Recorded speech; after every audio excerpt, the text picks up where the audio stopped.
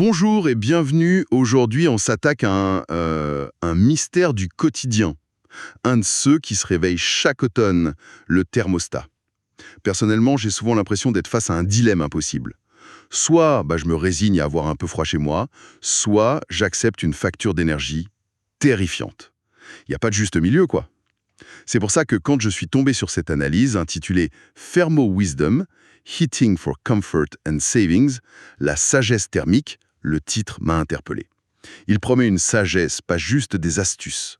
Notre mission, c'est donc de voir si ce document peut vraiment résoudre ce dilemme et d'en extraire les pépites qui vont au-delà du fameux «mettez un pull». Bon, décortiquons ça ensemble. C'est le dilemme classique, oui. Et vous mettez le doigt sur une frustration que beaucoup de gens partagent. On a l'impression de piloter un peu à l'aveugle.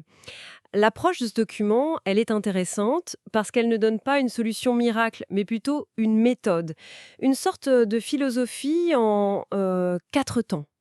Pour sortir du brouillard, il propose de commencer par la base la plus simple, les chiffres. Quels sont les bons repères? Pièce par pièce. Ensuite, comment faire vivre ces chiffres au rythme de la maison.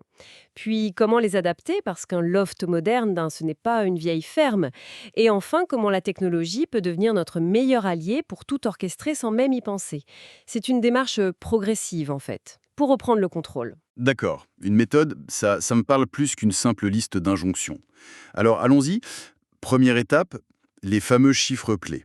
Le document est très direct là-dessus. Il recommande 19 degrés pour les pièces à vivre, le salon, tout ça. Oui, là où on passe le plus de temps éveillé. C'est ça. Puis, il descend à 17 degrés pour les chambres. Et enfin, il monte à 21 degrés pour la salle de bain. Mais, avec une précision importante. Uniquement pendant qu'on l'utilise. Exactement. Honnêtement, 17 degrés dans la chambre, ça me paraît assez frais. Est-ce que la source aborde un peu les résistances qu'on peut avoir? On a tous cette peur d'avoir froid et de mal dormir. C'est une excellente question, et oui, le document s'y attarde. Ce qui est fascinant, en fait, c'est la justification derrière chaque chiffre. Le 19 degrés dans le salon, c'est une température de confort actif. Quand on est éveillé, on bouge, on cuisine, notre corps produit sa propre chaleur, donc 19 degrés, c'est suffisant pour compléter cet apport sans gaspiller. En revanche, pour la chambre, le 17 degrés, ce n'est pas une recommandation de confort, c'est une recommandation Ah d'accord. pour un sommeil vraiment profond et réparateur. Notre corps a besoin de baisser sa température interne. Un environnement plus frais, ça facilite ce processus naturel, ça favorise même la production de mélatonine, l'hormone du sommeil. Donc chauffer plus perturberait le sommeil. Exactement. Chauffer une chambre à 20 ou 21 degrés peut en réalité le perturber. Du coup, c'est un double bénéfice. On dort mieux et on économise. Ah, voilà une information qui change complètement la perspective. Ça dépasse une privation, c'est presque un conseil de santé. Et pour la salle de bain, c'est 21 degrés, c'est le luxe autorisé, quoi. C'est exactement ça, c'est un luxe ciblé. Le document insiste vraiment sur le caractère temporaire. L'idée, c'est de créer un choc de confort au moment où on en a le plus besoin. En sortant de la douche. Voilà, quand on est vulnérable au froid. Mais maintenir 21 degrés en permanence dans cette pièce, ce serait une aberration énergétique. C'est l'exemple parfait du chauffage intelligent. Non pas chauffer moins, mais chauffer mieux. Au bon endroit, au bon moment. La logique, c'est la précision. C'est beaucoup plus subtil que ce que je pensais. Mais au final, est-ce que jouer avec 1 ou 2 degrés par-ci, par-là, ça a un impact réel sur la facture? On entend souvent dire que chaque degré compte, mais est-ce que c'est un mythe ou une réalité? Ah non, c'est une réalité tout à fait quantifiable. La source cite d'ailleurs une étude de l'ADEME, l'Agence de la transition écologique en France, qui fait référence, une simple baisse d'1 degré sur la consigne générale, Juste 1 degré. juste en degrés, maintenue sur toute la saison de chauffe, ça représente en moyenne 7% d'économie sur la facture annuelle. 7%. Pour une facture moyenne de 1 500 euros, ce qui est assez courant, ça fait plus de 100 euros d'économisés. Ah oui, quand même. Ce n'est absolument pas anodin. Et si on combine ça avec la baisse de plusieurs degrés la nuit, on voit que le potentiel devient très très significatif. D'accord, 7% par degré, ça c'est un chiffre qui parle. Bon, ces températures de référence sont un excellent point de départ, mais ma maison, elle bouge, on entre, on sort, on dort, on ne va pas juste régler à 19 degrés et s'y tenir 24h/24, j'imagine. En effet, et ça, c'est le cœur de la stratégie. La source appelle ça la modulation. Considérer le chauffage comme une ligne plate, c'est l'erreur la plus commune et la plus coûteuse. Il doit épouser le rythme de vie des habitants. Le document détaille plusieurs scénarios. La nuit, on l'a vu, on peut baisser de 2 à 3 degrés dans toute la maison. Pas seulement dans les chambres. Non, partout. Inutile de chauffer un salon vide à 19 degrés à 3 heures du matin. Ensuite, il y a l'absence de courte durée, genre la journée de travail. Là, le conseil, c'est de régler le thermostat sur 16 ou 17 degrés. D'accord. La maison reste à une température qui permet une remontée rapide le soir sans avoir brûlé de l'énergie pour personne. Va souvent à l'encontre des idées reçues. Pour une absence de longue durée, le document préconise de descendre bien plus bas, dans une fourchette de 8 à 12 degrés, mais de ne surtout pas tout éteindre. Attendez, 8 à 12 degrés. Pourquoi continuer à chauffer, même si peu? Le risque, à part le fameux gel des canalisations qui ne concerne pas tout le monde, c'est quoi? Le gel des canalisations, c'est le plus connu, oui, mais ce n'est pas le seul. Le véritable ennemi, c'est ce que les thermiciens appellent l'inertie du froid. L'inertie du froid. Oui, quand on coupe totalement le chauffage en hiver, le froid ne reste pas juste dans l'air. Il s'infiltre profondément dans les murs, les sols, les meubles. La maison accumule du froid, mais aussi de l'humidité. Et quand vous revenez et que vous relancez tout à fond, L'énergie dépensée doit être colossale. exactement.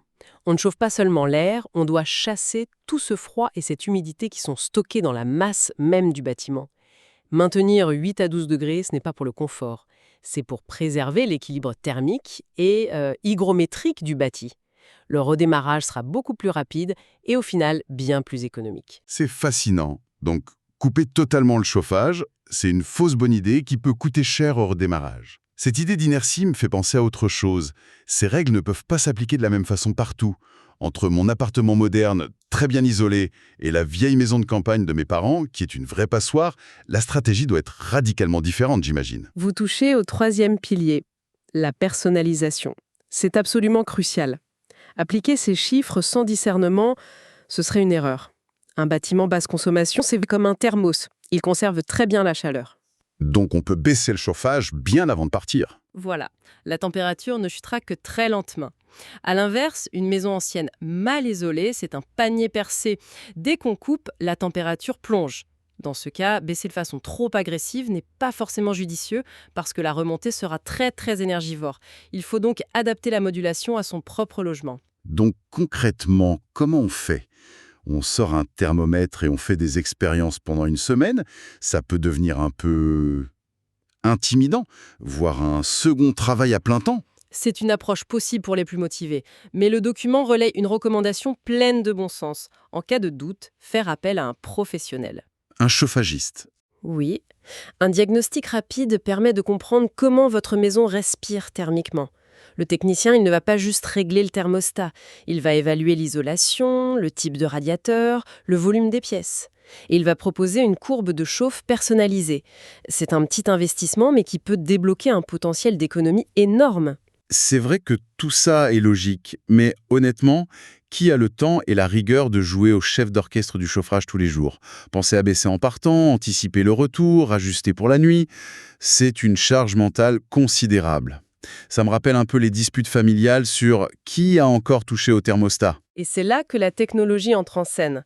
C'est la solution à cette charge mentale. C'est la quatrième et dernière partie de l'analyse. Le document est très clair là-dessus. La meilleure stratégie du monde est inutile si elle n'est pas appliquée. Les outils modernes, comme les thermostats programmables ou, encore mieux, les thermostats connectés, Sont faits pour ça. précisément, ce ne sont pas des gadgets. Ce sont les garants de l'application de la stratégie. On y entre une bonne fois pour toutes son rythme de vie, heure de lever, de départ, de retour, de coucher, et l'appareil s'occupe de tout. Automatiquement. Donc la machine est plus sage que nous finalement. Elle est surtout plus disciplinée. Un thermostat intelligent, il n'oublie jamais. Il ne se dit pas « Oh, ce soir je suis fatigué, je laisse à 20 degrés pour la nuit ». Il applique le programme, rigoureusement. Et les modèles les plus avancés, ils vont même plus loin. Ils apprennent l'inertie de votre maison pour savoir quand démarrer. Ils peuvent se connecter à la météo ou utiliser la géolocalisation de votre téléphone pour savoir que vous rentrez. Et relancer le chauffage au moment optimal. C'est ça. L'automatisation, elle élimine l'erreur humaine et la contrainte. D'ailleurs, la source conclut avec une formule que je trouve très juste, la programmation est la garantie d'une régulation optimale. C'est l'outil qui rend toute cette sagesse accessible et sans effort. C'est une vision très complète. Bon, si je dois synthétiser ce que j'ai vraiment retenu, ce n'est pas juste une liste de chiffres à appliquer bêtement, c'est une sorte de philosophie. D'abord, il y a des températures de référence. 19 degrés pour vivre, 17 pour bien dormir, et le petit plaisir des 21 dans la salle de bain, mais juste quand il faut. Ensuite, il y a l'idée fondamentale que le chauffage doit avoir un rythme. Il doit baisser la nuit et quand la maison est vide. C'est là que se cachent les plus grosses économies. Et surtout, éviter l'erreur de tout couper lors d'une longue absence. Absolument. Troisième point, qui est peut-être le plus important, il n'y a pas de solution unique. Il faut observer son propre logement, son inertie et adapter la stratégie. La sagesse, c'est la personnalisation. Et enfin, pour que tout ça ne reste pas un beau projet théorique, la technologie.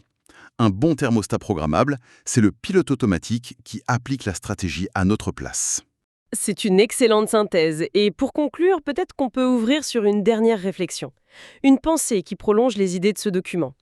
On a exploré comment maîtriser l'environnement thermique à l'intérieur de nos logements, individuellement. La question qui se pose maintenant, c'est si chaque foyer, à l'échelle d'une ville ou d'un pays, adoptait cette gestion dynamique et intelligente.